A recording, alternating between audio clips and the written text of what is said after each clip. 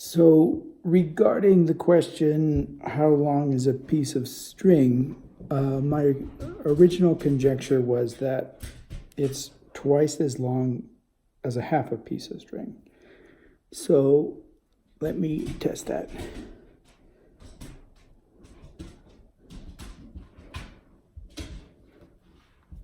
All right, and in order to test that, I have two of the same length pieces of string, so I can measure the original two halves by the exact length of the initial identical length string I have. So here's the two halves right here. Let's see if you can see this.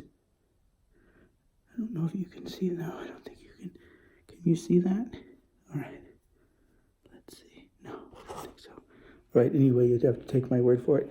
See, these are the two half pieces of string right here. I think you're probably going to have to take my word for the measurement too, because the way that I have the camera angle here, I don't think you're quite going to be able to see my measurement. So you'll have to trust me on this, but I do have another length of string here. Well, you saw that. See, this is the original length string right here. You can see that it's longer than the two half pieces at least.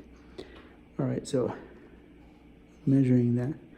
All right, so the original conjecture proves to be true. All right, so, all right, hold on just a second.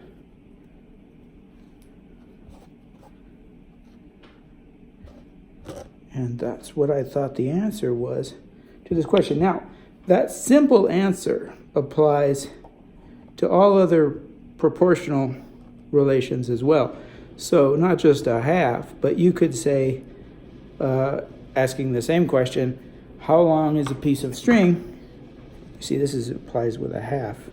Here's the half right here. But if you divided the string into three parts, you could say it's 3 times as long as a third piece of string, right? All right, now, I realized though, when I was thinking about this, I started to think about physics and the way that that might apply to this problem. Now, the simple answer to that question, it's based on the premise that I'm going to cut the string, right, on a perpendicular angle to the length of the string. Now, but what if I cut it down the middle, all right, like this? See what I'm cutting the string, see down the middle. You get the idea, basically, right? So, let me do that now. We have to do that off camera. All right, so I cut the string down the middle. Right now, this is the result I got for this one. See, here's the one half, and then here's the other half. You can see the answer is different. So the initial premise, which was twice as long as a half piece of string, really has to be modified, because in this case, these are also here, 2 halves pieces of string, and the length, right, is now equal. So that's the same length as a half piece of string in this case. Now the width, of course, is different, right? It would be the answer to the original question could be framed in terms of width, and then you would have the same answer.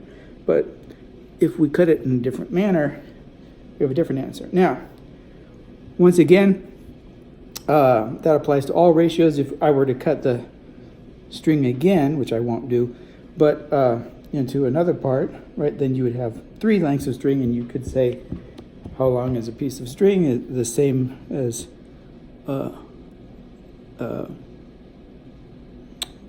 3 pieces of string, right?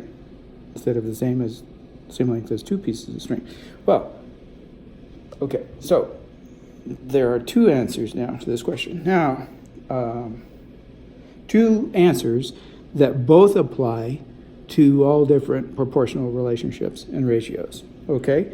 So then there's a third more accurate answer, which we haven't really taken into account. Now, measurability right here is a key issue. So can you see the width of this piece of string? Now, I don't have enough hands for this demonstration, but let me see what I can do here. But you can see you know, you can kind of conceptualize that if I were to come at this, like you can see that the scissors is never going to be entirely perpendicular, right? So I'm always going to be cutting on a slight angle. Now, with a very thin piece of string, that angle isn't going to make much difference in, you know, how we determine the length of a piece of string based upon how it's divided. However, if the width of the string is very great, it's going to become more of an issue. It's also going to become more of an issue if I'm measuring in minute terms as opposed to rough terms, right? So that's an issue too. That generally probably doesn't apply in most physical science examples unless you're dealing with, you know, something like microparticles or things like that, right? All right, so we have three answer sets, or you could call them solution sets to the problem.